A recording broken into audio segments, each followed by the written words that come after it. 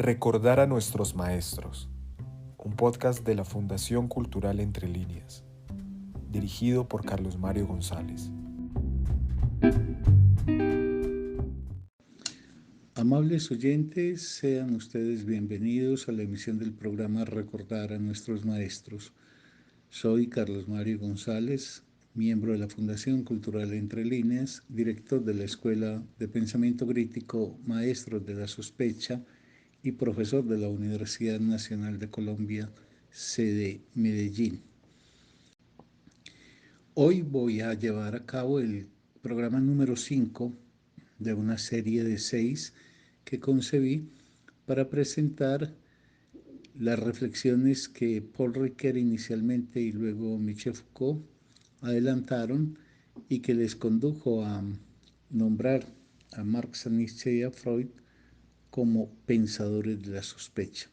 El propósito del programa es entonces dar una puntada más en la recuperación de lo que fue esta interpretación que sobre estos tres grandes pensadores del siglo XIX nos depararon tanto Ricoeur como Foucault.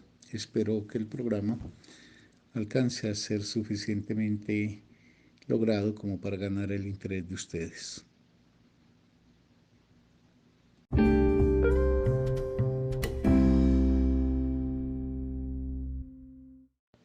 ¿Por qué Nietzsche, Marx y Freud son nombrados maestros de la sospecha?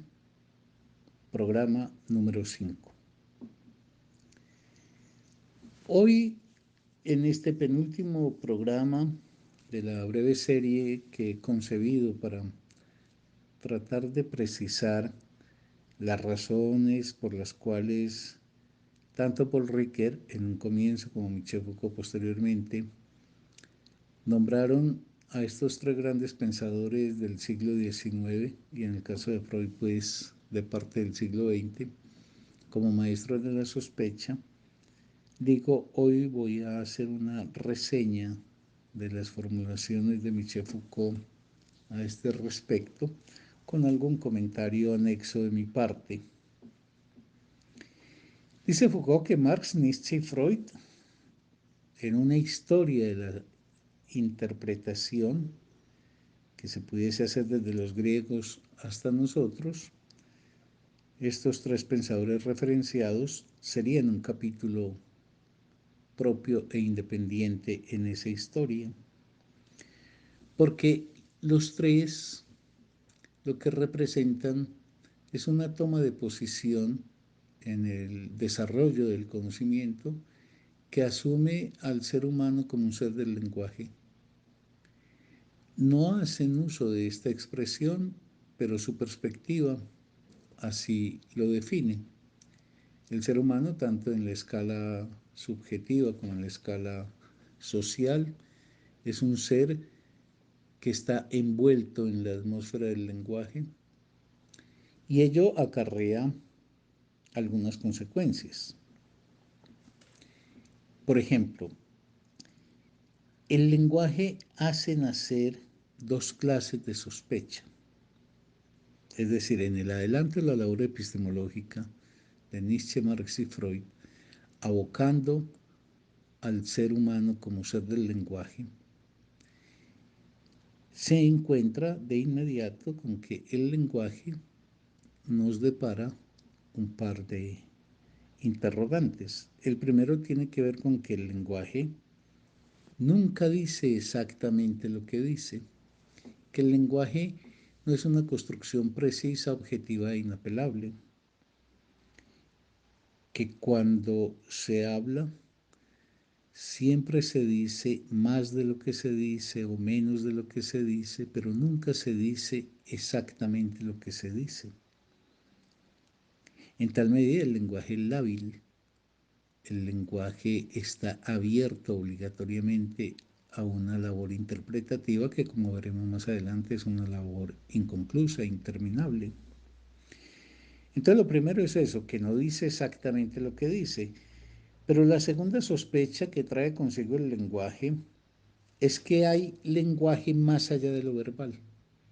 Es decir, que el lenguaje no queda circunscrito a la lengua, y que el ser humano mantiene una actitud permanente de lenguajear el mundo, es decir, de hacer que el mundo nos hable. Nosotros nos definimos por ser los seres que nos relacionamos con el mundo, haciendo que el mundo nos emita significaciones, esas significaciones que nosotros mismos construimos. Pero no estamos en relación a un mundo fáctico que es lo que es un mundo que está permanentemente en una resignificación de lo que es.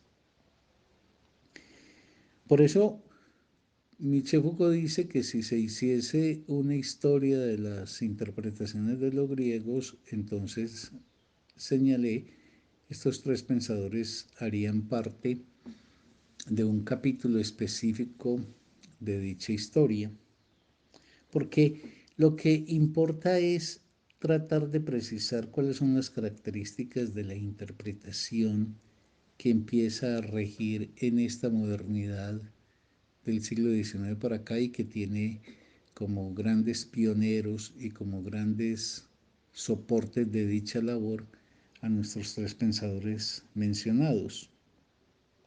¿Cuál es el criterio de interpretación?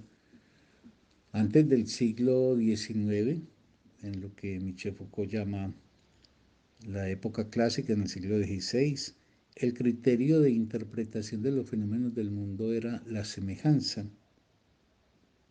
Se buscaba una especie de espejo que permitiese dar cuenta de algo. Entonces Foucault pone el ejemplo de que el rostro humano con sus 7 partes era una emulación del cielo con sus 7 planetas, o que la firma es la imagen de una propiedad invisible y oculta. Es decir, en el mundo hay un orden, pero ese orden es relativamente invisible. Entonces la tarea que le corresponde al ser humano, pensaba pues la época clásica, es encontrar la semejanza entre un hecho que se quería indagar y otro hecho que estaba presente en el mundo. Las semejanzas se podían encontrar de muy diversas formas. Sin embargo, no me voy a detener en ello porque eso simplemente lo quería usar a guisa de ejemplo para mostrar el quiebre que Nietzsche, Marx y Freud introducen. En estos lo que se abre es una nueva posibilidad de la interpretación. En esos tres textos de referencia que evoca Foucault, que son El Capital de Marx, La genealogía de la moral de Nietzsche y la interpretación de los sueños, encuentra el pensador francés la presencia de esa novísima técnica de interpretación. Es una interpretación la que se introduce a partir del 19, donde el intérprete es también interpretado. El intérprete no es objetivo y concluyente. El intérprete es también susceptible de ser interpretado. Por eso lo que se abre es una cadena interminable de interpretaciones sobre interpretaciones. Eso conduce pues a que estos pensadores sean objeto de interpretación, como nosotros mismos hemos de ser objeto de interpretación. Aquí se siembra una concepción de la lectura, una concepción de la lectura que hará en gracia a la concepción del lenguaje que se tiene que todo aquello que sea emitido o todo aquello que sea considerado una expresión del lenguaje permita un trabajo interpretativo. Esto es un trabajo de creación de sentido que se encadena al infinito. Esa concepción de la lectura ha estado, creo que muy bien sintetizada y expresada precisamente por Stanislao Zuleta, haciendo un seguimiento a la forma sintética en que Nietzsche la presenta dicha teoría en las tres transformaciones del espíritu del Zaratustra. Entonces, todo lenguaje, es decir, todo aquello que queda capturado en la red del lenguaje, reclama ese triple posicionamiento por el cual el intérprete tiene que precisar qué es lo que se enuncia desde su perspectiva, qué es lo que alcanza a capturar como lo enunciado por el otro. A partir de eso, una cotejación entre lo enunciado y la posición que adopta este lector, ya sea como refrendador de lo enunciado o por el contrario como interpelador de lo mismo bajo la forma de quien interroga lo recibido o quien lo objeta. Y por último, dentro de esa dinámica emerge por parte del intérprete una labor creativa, una labor que, bueno, yo en una expresión propia uso como la ocurrencia. Entonces, lo que estamos es en un medio constituido esencialmente por el lenguaje, no solamente el lenguaje que pronuncian los demás seres humanos o el lenguaje como expresión de los acontecimientos humanos. Cuando vamos a la historia, lo que estamos es ante relatos. Cuando en la vida normal conversamos con alguien, estamos ante expresiones. Nada de eso garantiza que se pueda llegar a un conocimiento último y objetivo, sino que todo aquello que acometemos y que indefectiblemente hemos tenido que incluir en la atmósfera del lenguaje será objeto de esa labor triple que acabo de enunciar. Hemos de recoger fielmente, hasta donde sea posible, lo que alcanzamos a aprehender de lo enunciado por el otro o del mundo que hemos vuelto lenguaje, del mundo incluso en su expresión física.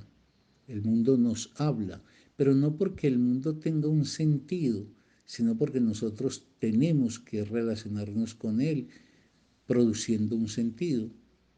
Para los animales el mundo tiene el sentido que tiene, por eso es inmodificable para ellos, por eso es el mismo mundo desde siempre y para siempre en la vida animal. En cambio, el ser humano mantiene una incesante interpretación del mundo y eso es lo que permite la renovación permanente de las teorías y explicaciones que tenemos de él. Entonces, retomando, decía que somos ese escucha atento de lo que el otro enuncia, de lo que el mundo enuncia, y eso nos conduce a formular una posición caracterizada por el preguntar, ya sea en términos de objeción, ya sea en términos pues de duda, y permitirnos el decurso de una ocurrencia propia. En síntesis, con Nietzsche, con Marx y con Freud nos encontramos es ante el hecho de que ellos han cambiado la concepción de lo que es la naturaleza del signo, la manera de interpretar el signo. Aquí si uno quisiera ser justo, lo que tendría que decir es que estos tres pensadores están en la línea de lo que precisamente a comienzos del siglo XX será la elaboración de la teoría de Saussure sobre el lenguaje, que si bien sitúa el eje, la unidad del análisis del lenguaje en el signo, nuestros tres pensadores avanzarán en el sentido de que anticipan en cierta manera a Saussure en señalar que el signo no es una unidad estable, que el signo no es una coexistencia firme entre el significante y el significado. Porque entendamos esto, con Saussure, que reitero, pues es un pensador que nos entrega su obra a través de las reseñas que de sus clases hicieron sus alumnos, Sally Bechehaye, con Saussure se puso orden en el entendimiento de la lengua y se definió como la unidad básica de la lengua, el signo, y el signo a su vez definido como el aparejamiento indisoluble entre significante y significado. Algo así como que emitido un significante gráfico, oral, etcétera, acústico pues o gráfico, estaríamos siempre arrastrando con ese significante el significado correspondiente.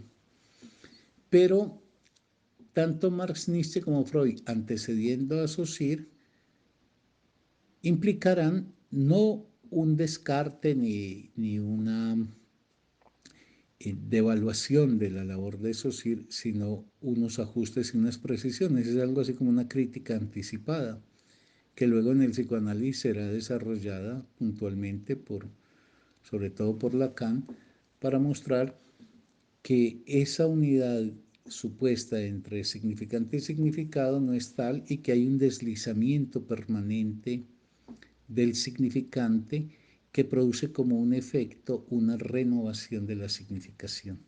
Esto es que no podemos construir la pareja significante-significado como, reitero, como una unidad que se cierra sobre sí misma y basta para dar lugar a la significación, sino que la significación deviene siempre es de la cadena de significantes. Es decir, lo que yo digo no depende de cada unidad particular que haya enunciado como significante y de la apropiada articulación de estos significantes en la norma, por ejemplo, gramatical, sino que lo que yo digo proviene del enlace de los significantes que yo esté utilizando. De tal manera que si, por ejemplo, yo construyo una frase, esa frase queda siempre pendiente porque la posibilidad de integrar nuevos eslabones en la enunciación de ella producirá una modificación de la significación.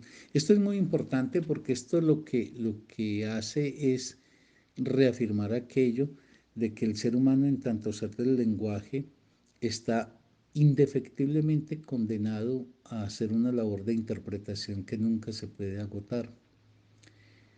En el ejemplo que venía poniendo, si yo, por ejemplo, digo, eh, María, te amo, pareciera que la significación fuera tan precisa como la declaración de un sentimiento de un hombre hacia una mujer.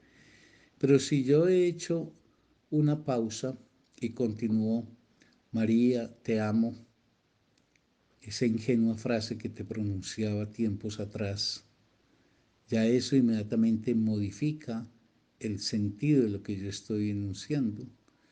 María, te amo no congela la significación. La llegada de nuevos significantes acarrea ineluctablemente una modificación de la significación, incluso para llevarla a decir lo contrario de lo que originalmente, digamos, en ese fragmento inicial se había enunciado. Entonces, y volviendo a nuestros tres pensadores, ellos han cambiado pues la naturaleza, digamos, la concepción del signo, pero lo curioso es que lo han cambiado por adelantado a lo que Saussure dirá. Esto es, cuando Saussure enuncia, ya en estos tres pensadores se encuentra abierto que el problema del lenguaje no es encontrar una localización del significado a partir de una fijación de esa relación suya con el significante, sino que la naturaleza del signo es una naturaleza lábil porque la cadena de signos o la cadena de significantes, para ser más precisos, siempre estará modificando el efecto de significación. Y por tanto, la posición de Nietzsche, Marx y Freud obliga a una nueva manera de interpretar el signo, precisamente a no creer que el signo denota de forma categórica y definitiva la significación. En esta misma línea, y digámoslo por esta razón, es que, para poner un caso, Nietzsche ha sostenido un debate con esas figuras del comienzo y la profundidad. Esto también será propio de Marx y de Freud, porque se tiende a pensar que hubo una especie de comienzo en donde está cifrado el significado de las cosas. Y entonces hay muchos trabajos que no son sino remisiones en pos de ese comienzo, porque en el comienzo ya sería el verdadero significado de las cosas. Eso es algo que refuta precisamente esta teoría del lenguaje que está implícita en nuestros tres pensadores. No hay ningún comienzo que sea garante del significado de las cosas. Y otro objeto de crítica por parte de ellos es el de la profundidad. Esa idea que subyace en la noción del signo que desde los estoicos se había formulado, y es que la enunciación tiene contenido bajo su piso en profundidad el significado. Estos tres pensadores lo que formularán es que eso que se llama profundidad no es sino un efecto de superficie, que hay una relación entre lo que llamamos superficie y profundidad, no una separación, que la profundidad está en la superficie, y ese no es un juego de palabras, no es jugar con los términos, decir que el descubrimiento de la profundidad no es sino un ademán y un pliegue de la superficie. Marx, por ejemplo, dice, y aquí estoy evocando pues lo que formula Michel Foucault, dice que a diferencia de Perseo, él debió sumergirse en la bruma para mostrar con hechos que no hay monstruos ni estigmas profundos, porque todo lo que hay de profundidad en la concepción que la burguesía tiene de la moneda, del capital, del valor, no es en realidad sino superficialidad. Digamos, lo profundo está ante nosotros.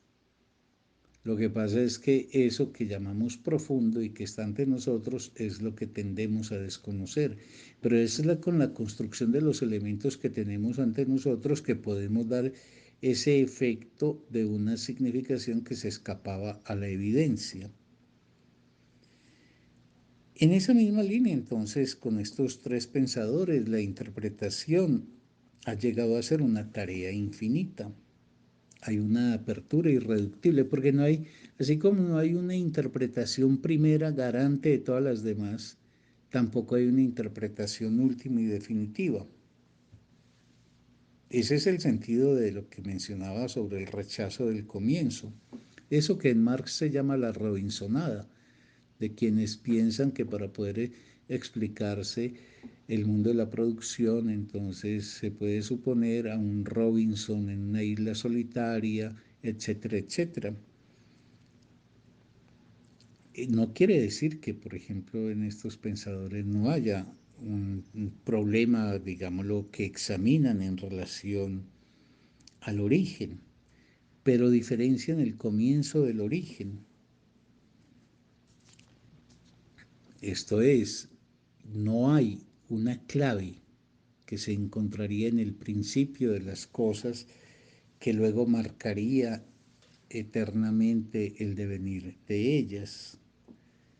La verdad no está en el comienzo y por eso, repito, tampoco hay verdad última.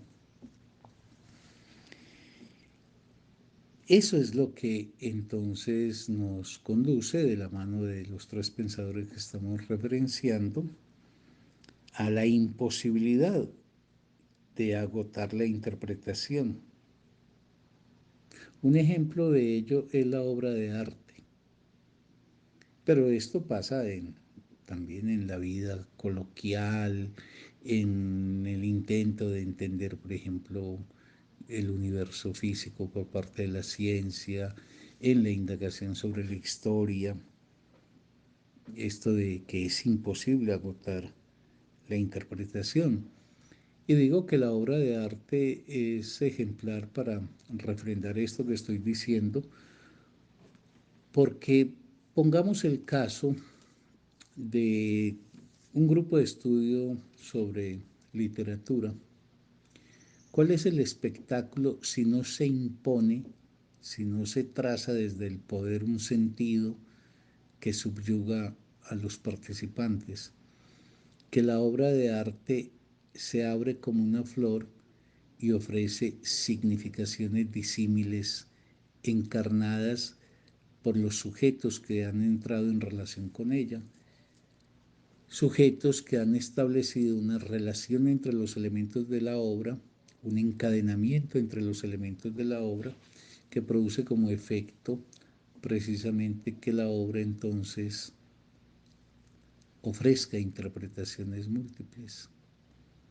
Y en ese sentido, la obra de arte también entonces marca cuál es el carácter inmortal suyo, pues la gran obra de arte, las obras de arte mediocres, que yo no sé si sería justo llamarlas obras de arte, perecen como perecemos los seres humanos. Esas grandes obras permanecen porque quedan abiertas de forma inagotable a la interpretación.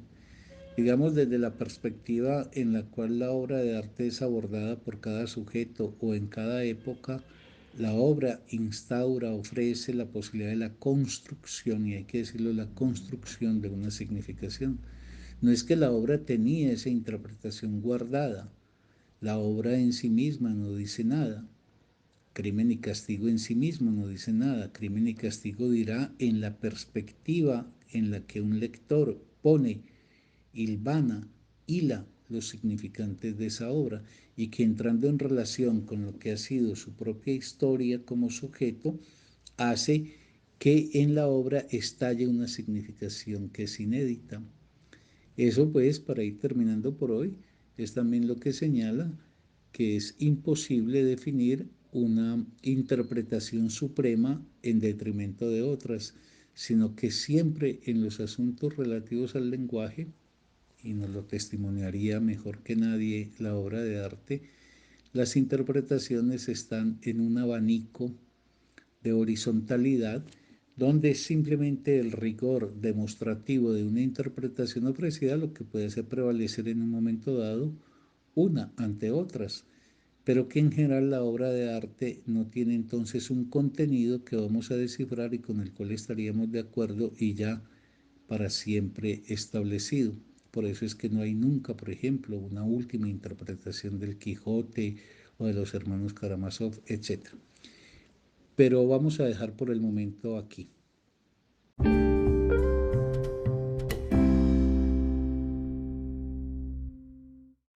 Bueno, amables escuchas, hemos llegado al final de la emisión del día de hoy. Espero que ella haya suscitado el interés de ustedes y les haya permitido avanzar en algunas inquietudes, preguntas y desarrollos propios en torno a este asunto que define a nuestros tres pensadores como emblemáticos de lo que es una nueva concepción de la interpretación que se ha instaurado en la modernidad occidental. Espero que de ser así, que el programa haya logrado captar la atención de ustedes, estén entonces con ánimo de acompañarme en la próxima emisión, que será ya la última de esta serie que he concebido en torno pues a nuestros tres pensadores de referencia. Hasta entonces.